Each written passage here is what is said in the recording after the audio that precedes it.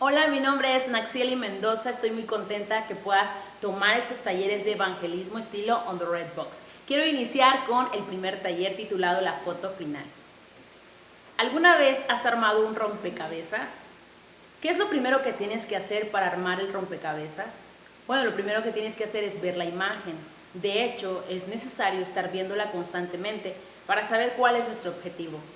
Y de esto quiero hablarte. Dios también tiene una foto final del rompecabezas. ¿Cómo es que va a quedar todo? Acompáñame a Apocalipsis capítulo 7, versículo 9 y 10. La palabra del Señor dice: después de esto miré y he aquí una gran multitud, la cual nadie podía contar, de todas naciones y tribus y pueblos y lenguas, que estaban delante del trono y en la presencia del Cordero, vestidos de ropas blancas y con palmas en las manos, y clamaban a gran voz diciendo: la salvación pertenece a nuestro Dios, que está sentado en el trono y al Cordero. ¿Por qué te hablo de esta ilustración? Bueno, he comenzado con el final. Tal vez perdiste tu trabajo debido a la pandemia, pero en el reino de Dios esto es seguro. El trabajo de la evangelización traerá mucho fruto. No importa si haces demasiado o realmente haces muy poco, esto traerá fruto. Veremos a gente vestida de ropas blancas, tribus, lenguas, pueblos y naciones. Imagínate conviviendo africanos con mexicanos, ¿verdad? Estaremos ahí en ese día adorando a Dios. Y bueno, sabiendo que esto es una profecía y que se va a cumplir, quiero ahora que vayamos desde el principio. Aunque la palabra misiones no está en toda la Biblia, realmente el corazón de Dios habla de ello. Mira, tú puedes conocer el corazón de una persona, por ejemplo, un chico que lleva una camiseta del partido favorito de fútbol, y puedes saber que ese chico le gusta este deporte. O que hay de las señoritas que presumen mucho su anillo de compromiso. De la abundancia del corazón habla la boca. ¿Por qué hacemos esto? ¿Por qué estamos tomando este taller? ¿Por qué estás sentado frente a la pantalla? No es que no hayas tenido nada bueno que hacer. La realidad es que estás tomando un taller porque estás interesado en la obra global de Dios. Y lo hacemos porque esto va a traer fruto y se va a cumplir. Es una profecía. La realidad es que todo se trata de esto, que cada ser humano disfrute de la presencia de Dios por la eternidad. ¿Cuál es la misión de la iglesia? ¿Quién es la iglesia? La iglesia somos tú y yo. Y la misión que Dios nos ha dado es que vayamos por todo el mundo y prediquemos el Evangelio. Si Mateo 12:34 dice que de la abundancia del corazón habla la boca, ¿puedes imaginarte entonces de qué está hablando Dios? El corazón de Dios, ¿qué es lo que está hablando? Quiero trasladarte ahora desde el principio. Debido a que desde el principio hasta el final Dios habla de las misiones. Las misiones es el corazón de Dios. Génesis capítulo 1, versículo 28 dice: y los bendijo Dios y les dijo: fructificad y multiplicaos, llenad la tierra y sojuzgadla, y señoread en los peces del mar, en las aves de los cielos y en todas las bestias que se mueven sobre la tierra. ¿Puedes contestar esta pregunta con respecto al versículo que acabo de leer? ¿Cuál fue el mandato que Dios le dio a Adán y a Eva? Fructificar, multiplicaos, sojuzgar la tierra y ejercer dominio. En esta parte yo puedo imaginar a Adán como un super hombre. Yo creo que Superman se quedaría muy corto comparado con Adán. Y no exagero. La realidad es que Dios le había dado el dominio de las aguas, de lo que hay en las aguas. Le había dado el dominio de los animales. ¿Puedes imaginarte a Adán dominando a los leones, a los osos? Le obedecían porque Dios le había dado esta autoridad. Este era el trabajo de Adán. El hombre debía de multiplicarse y reinar sobre toda la tierra con justicia y misericordia que refleja a Dios, porque Adán y Eva fueron hechos a imagen y semejanza de Dios, es decir, nos hizo como espejos para reflejarlo y así llenar la tierra con el conocimiento de su gloria, como dice Habacuc capítulo 2 versículo 14. El trabajo de Adán y Eva era procrear hijos a imagen y semejanza de Dios. Esta era la orden, multiplicarse, y entonces se llenaría la tierra del conocimiento de la gloria de Dios. Pero algo pasó en Génesis 3. Y yo sé que recuerdas aquella historia donde Adán y Eva pecaron contra Dios, comieron del fruto que se les había prohibido. De esta forma muestra que Adán y Eva desobedecen a Dios y el espejo se ensució. Adán y Eva ya no reflejaban la gloria de Dios. Desde Adán el hombre no refleja a Dios, sino que ha llenado la tierra de pecado, de maldad. ¿Se acuerdan del diluvio con Noé y su familia? Solo 8 personas se salvaron por la soberanía de Dios. Así que Dios nos ha dado promesas, puesto que en aquel momento apareció un arco iris en los cielos. Dios nos ha prometido que eso no volvería a pasar. Por medio de Abraham, dice Génesis capítulo 22, versículos 17 y 18. Deseo que puedas acompañarme, que tengas ahí tu Biblia a la mano.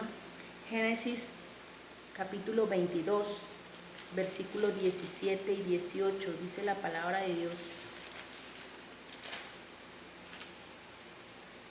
De cierto te bendeciré y multiplicaré tu descendencia como las estrellas del cielo y como la arena que está a la orilla del mar, y tu descendencia poseerá las puertas de sus enemigos, y en tu simiente serán benditas todas las naciones de la tierra, por cuanto obedeciste a mi voz. Puedo notar aquí algunas cosas. Dios le había prometido a Abraham algo muy importante, puesto que vemos que Adán y Eva engendraron hijos, procrearon hijos, imagen y su propia semejanza. Es decir, no reflejaban la gloria de Dios, sino reflejaba el pecado. Así que desde entonces este mundo está caído, pero Dios le dio una promesa a Abraham, que por medio de esta promesa serían benditas todas las naciones de la tierra. ¿Cuántas? Todas las naciones de la tierra. Desde ahí ya puedes ver la foto final. Dios le prometió a Abraham que iba a bendecir todas las naciones de la tierra. ¿Quién es la simiente? Esta es otra palabra clave, simiente. Aquí en el versículo que hemos leído, 17 y 18 de Génesis, podemos ver que Dios le dice a Abraham que era por medio de la simiente. Muchos pensarían que era Isaac, el hijo de Abraham, pero no es así. Piensa, ¿por quién volveremos al propósito original de Dios? Como Él nos había creado a su imagen y semejanza, reflejando su gloria. Bueno, Gálatas 3:16 lo dice. Vamos a leerlo, Gálatas 3, versículo 16.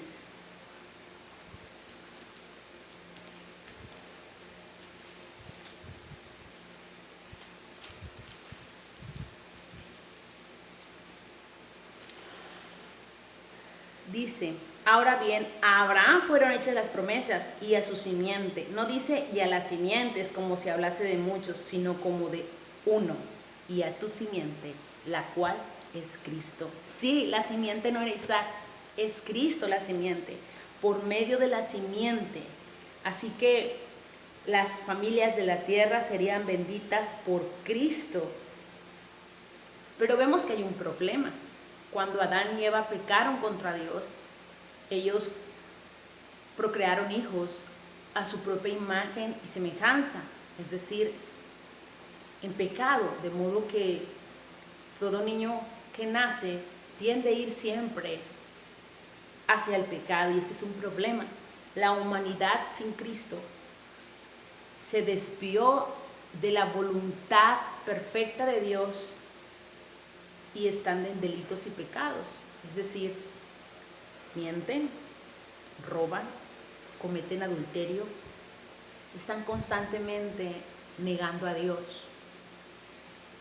Este es un problema, pero mira, el problema trae una consecuencia, y la consecuencia dice la Biblia que aquel que ha pecado está destituido de la gloria de Dios. Así que la consecuencia es que estarás separado de Dios eternamente y para siempre. El problema de la consecuencia de la eternidad es que es un lugar de tristeza y dolor donde Dios no habita. No podrá adorarle, no podrá estar en paz y tranquilo. Así que esto es un problema. Es la consecuencia de los pecados. Pero hay una solución, la solución es Cristo. Él hace más de 2000 años vino a esta tierra en forma de un niño. Él fue perfecto, él nunca cometió pecado, nunca robó, nunca mintió. Y fue y se dio en esa cruz. Él nos ha dejado esta enseñanza, la enseñanza de la expiación, que conlleva 7 doctrinas que la teología le nombra a la expiación, 7 doctrinas, 7 enseñanzas, y cada una de ellas tiene un nombre. Por ejemplo, la doctrina de la sustitución es que Jesús tomó nuestro lugar. Tú y yo merecíamos pagar por lo que hicimos, porque hemos pecado contra un Dios santo, contra un Dios justo, contra un Dios eterno. Y si pecamos contra un Dios eterno y su ley es perfecta, entonces la consecuencia tenía que ser eterna. Por eso el infierno es real. Pero Jesús toma nuestro lugar en la cruz y Él da su vida en esa cruz. No solo eso, sino que también Él pagó nuestra multa por medio de la justificación. Nosotros merecíamos seguir estando culpables por nuestros delitos y pecados, pero Jesús vivió la vida perfecta que tú y yo nunca hemos podido llevar, y esa vida perfecta nos la imputa a nosotros, es decir, nos la hereda por medio de la fe. Y ahora podemos estar de este lado de las buenas noticias porque Cristo nos declara totalmente inocentes. La obra de la redención es que tú y yo éramos esclavos, estábamos atados en nuestros delitos y pecados, queríamos dejar de mentir y no podíamos, éramos presos del pecado y la maldad. Pero cuando Jesús toma nuestro lugar, Él paga con su sangre, Él nos compra, nos redime y ahora nos declara libres. No libres para hacer lo que querramos. Tenemos un nuevo dueño y se llama Jesucristo porque Él nos compró. Pero la libertad que nos otorga es que ya no estamos más en delitos y pecados, ya no somos presos a estos pecados que cometíamos. No solo eso, Jesús en la cruz nos da vida, estábamos muertos, pero Jesús nos da vida, nos declara personas vivas. El día que mueras, dice la Biblia que Dios no es Dios de muertos sino de vivos, es porque realmente la muerte solamente es una puerta para entrar y encontrarte con tu Señor. Esta vida es en abundancia y es eterna, solo Cristo puede dárnosla. A través de la fe y el arrepentimiento puedes encontrar entonces que no solo éramos culpables, sino que Cristo hizo algo más. Estábamos sucios y Él nos ha santificado. Está la obra de la santificación y estamos limpios. Puedes imaginarte totalmente limpio y sin pecado, como si nunca hubieses cometido ningún pecado. Solo Cristo puede hacerlo, la obra de la santificación. Hay algo más todavía. Nosotros éramos enemigos de Dios, estábamos lejos de Él, apartados de Él. Y mira, cuando Cristo se da en la cruz, Él es el puente, el velo se rompió y ahora tenemos acceso al Padre y ahora somos amigos de Dios. Nosotros estábamos bajo la ira de Dios, lo merecíamos, porque hemos pecado contra un Dios santo, justo, verdadero. Así que merecíamos pagar por lo que hemos hecho, pero Él nos ama por medio de Jesucristo. Jesús lo ha hecho todo. Esta es la buena noticia, que tú no tienes que hacer más obras para ganar la salvación. Él lo ha hecho todo. Así que piensa, si Jesús lo ha hecho todo, ¿ahora qué falta? Bueno, este es el mensaje, que Él te pide que te arrepientas y que pongas tu confianza en Él. El arrepentimiento es darle la espalda al pecado, es un cambio de mentalidad, un cambio de rumbo. Dejar de practicar las cosas que practicábamos antes. Arrepentimiento es un cambio de rumbo, pero la fe no es solo creer, la fe es confiar plenamente en que Él tiene el control de nuestra vida, Él tiene el control de todo. Así que el requisito para la salvación, ya que Cristo lo ha hecho todo, bueno, Él pide que te arrepientas y que pongas tu confianza en Él. Cuando nosotros hacemos esto, bueno, Él manda que todos los hombres en todo lugar se arrepientan. Él lo ha dicho, así que cuando nosotros nos arrepentimos y cuando ponemos nuestra plena confianza en lo que Él ya hizo por nosotros, no por lo que nosotros podemos hacer, sino por lo que Él ya hizo por nosotros, viene la obra de la regeneración. Él nos hace nacer de nuevo, nos hace nacer del Espíritu Santo. Y esto nos da vida eterna. Así que piensa en este mensaje. La gente debe conocer este mensaje. El llamado al arrepentimiento y poner nuestra confianza en Él es el requisito. Cristo lo ha hecho todo, pero antes de subir al cielo, Él demanda a sus discípulos y a los que le seguían, ¿verdad?, que proclamaran este mensaje de la cruz e hicieran discípulos a todas las naciones. Mateo 28, 19, ¿lo recuerdan? Jesús hizo su trabajo, dio su vida, fue obediente hasta la muerte. Él resucitó, pero cuando iba al cielo, le dijo a quienes lo seguían que se multiplicaran, que fueran por el mundo y predicaran el Evangelio. Yo no sé si puedes conectar esto. En Génesis, a Adán y a Eva se les había pedido que se multiplicaran, pero Adán y Eva desobedecieron a Dios y le entregaron toda la autoridad que ellos tenían, se la entregó a Satanás, y ahora Satanás es el príncipe de este mundo. Ahora Jesucristo, el segundo Adán, fue obediente. Él predicó, Él caminaba mucho y predicaba el Evangelio en pueblos y ciudades. Él hizo su trabajo, fue al cielo. Pero cuando Él iba, le dijo ahora a su iglesia, a su esposa, a su amada: multiplíquense, vayan por todo el mundo y prediquen el Evangelio. Así que en sintonía con Génesis 1:28, Cristo, el último Adán, nos manda a multiplicarnos. ¿Quién tiene este privilegio de llevar el Evangelio y bendecir a las naciones? La iglesia. Tú y yo tenemos este privilegio. Nosotros tenemos este gran privilegio de llevar el Evangelio y llenar la tierra con el conocimiento de la gloria de Dios y ver cumplida la promesa de Apocalipsis 7, 9 y 10. Verla hecha una realidad. Así que piensa, ¿qué se refería Cristo con naciones? Mira, la palabra naciones en el original es etnos, y etnos significa etnias. Cristo habla de etnias, de grupos étnicos, no de países. México es un país, pero tiene 300 etnias, 300 naciones. España es un país, pero si hablamos de naciones, el total de ellas en el mundo es de 17,000 naciones, 17,000 grupos étnicos.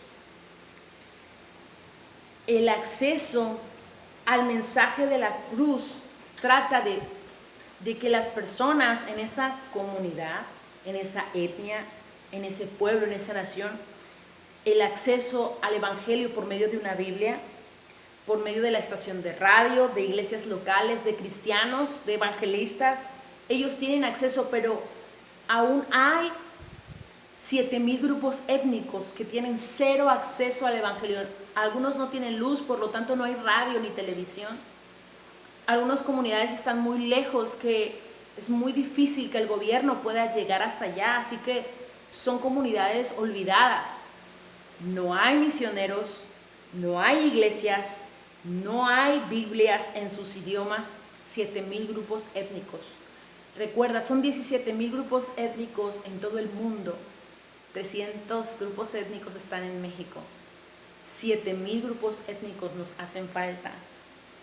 Así que en pleno año 2020, un aproximado de 7,000 naciones tienen cero acceso al Evangelio, cero iglesias, cero Biblias. ¿Qué estás haciendo tú para alcanzar a las naciones. En todos los lugares hay necesidad, es cierto. Todos en México necesitamos a Cristo, claro que hay necesidad. Aún en México, en la Sierra de Guerrero, de Oaxaca, hay grupos étnicos no alcanzados. Los mixtecos, por ejemplo, es una zona donde nosotras viajamos y llevamos Biblias y tratados, pero su lengua, que es el mixteco, tiene 73 variantes. Y esto quiere decir que no ha sido traducida la Biblia en su idioma original. Tal vez en el idioma madre tenemos el Nuevo Testamento, pero aún faltan de estas variantes. ¿Y qué estamos haciendo como iglesia? ¿Qué estamos haciendo? Imagina que eres doctor y llegan 2 pacientes a tu consultorio. Llega uno que se lastimó el dedo cortando verduras y llega otro que está sangrando de la cabeza porque se cayó de un 3er piso. ¿A quién atenderías primero? Estoy segura que atenderías primero a aquel que se golpeó la cabeza. Bueno, imagina entonces que lo que está pasando en el mundo es que la iglesia está obrando, sí, pero está yendo a lugares ya alcanzados o lugares con acceso al evangelio, y muy pocos están yendo a los lugares no alcanzados. Imagina que hay un grupo de 10 personas que están cargando un tronco gigante, un árbol, los van a mover de un lado a otro.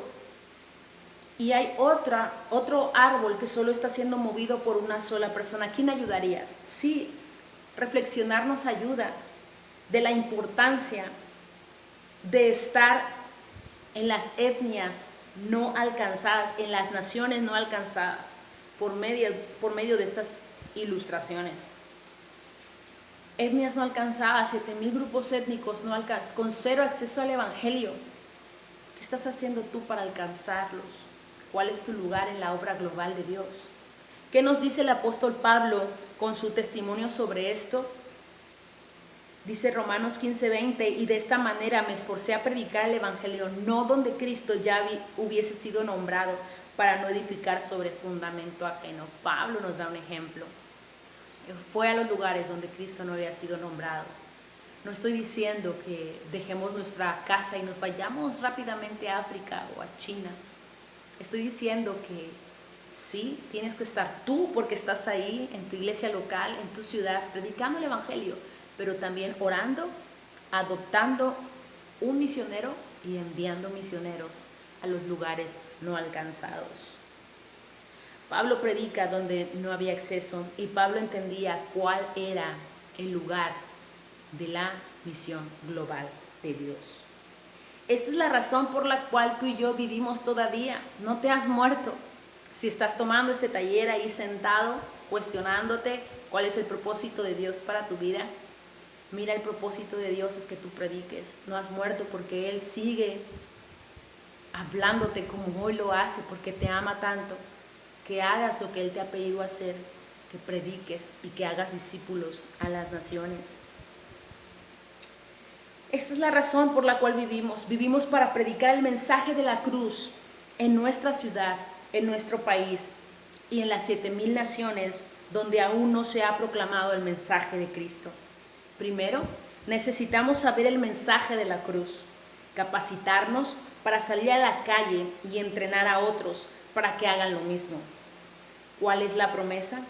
Y será predicado este evangelio del reino en todo el mundo para testimonio a las naciones, y entonces vendrá el fin. Mateo 24:14. Maranata.